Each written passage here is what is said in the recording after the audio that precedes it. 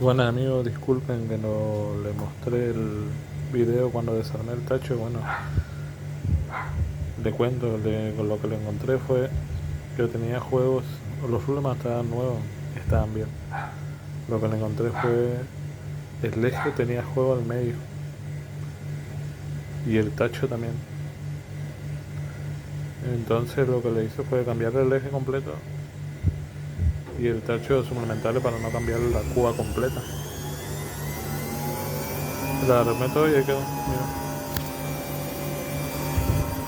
Estoy siempre jugando con la misma ropa que puse hoy.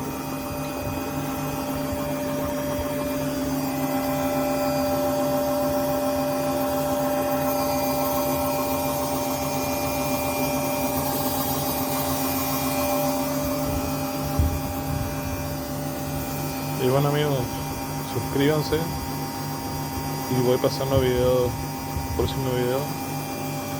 Eh, Voy a abrir un compresor de heladera que está descomprimido.